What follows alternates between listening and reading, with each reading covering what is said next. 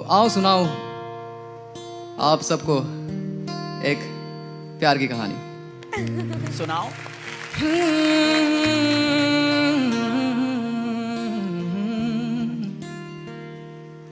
जे तेनू धूप लगे आवे तो मैं छाव बन।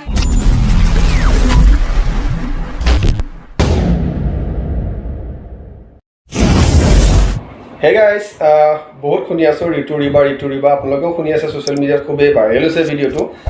ঋতু ৰিবা আজি কেইদিনমানৰ আগতে ইণ্ডিয়ান আইডল 13ত গান গাব গৈছিলে আমাৰ অসমৰ অৰুণাচলৰ প্ৰদেশৰ ল'ৰা আৰু খুব ধুনীয়া গান গায় আৰু আপোনালোকে গানবোৰ শুনিছেই ইতিমধ্যে যিসকলে ইণ্ডিয়ান আইডল চাইছে।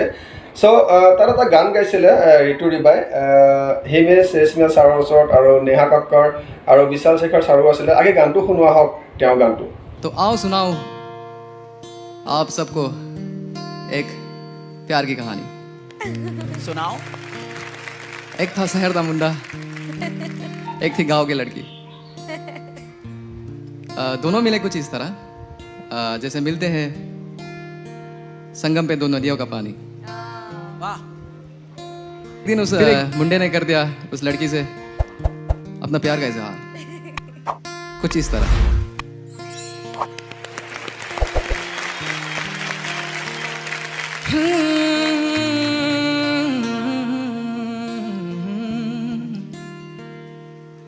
जे तेनू धूप लगे आवे तो मैं छाव बन जावा। क्या बात है। तेरी खुशियों के खातिर मैं सारे जग से लड़ जावा। है यही मेरी आरज़ू कि तेरा ही मैं साथ दूँ, तेरा बन के रहूं सदा मैं परछावा। तू मेरी हीर में तेरा रांझा करता हूँ मैं तुझसे ये वादा, तेरे बगैर ना कोई दूजा सोनिए। तू मेरी हीर में तेरा रांझा करता हूँ मैं तुझसे ये वादा, मैं एक प्यासा तू नीर बन जा सोनिए।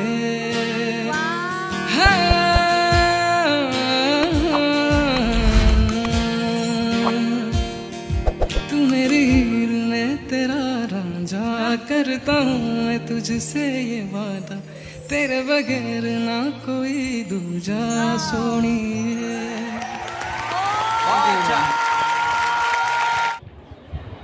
চ' গাইজ তৎক্ষণাত এটা গান কম্প'জ কৰি গোৱাটো বহুত ডাঙৰ চেলেঞ্জ মই জানাত, কাৰণ কি এটা গান ইমান সোনকালে 1 মিনিটৰ ভিতৰত কম্প'জ কৰি গোৱাটো বহুত ডাঙৰ কথা।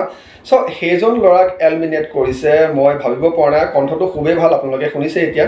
চ' কি কাৰণত কিহৰ কাৰণে তেওঁক এলিমিনেট কৰিলে বুজি নাপালোঁ। বহুতেই ছিংগাৰ আহিছিলে গাবৰ কাৰণে, আমাৰ অসমৰ পৰা নাহিদ আফ্ৰিদিও গৈছিলে। চ' বহুত তেনেকুৱা ছিংগাৰক এলিমিনেট কৰিছে।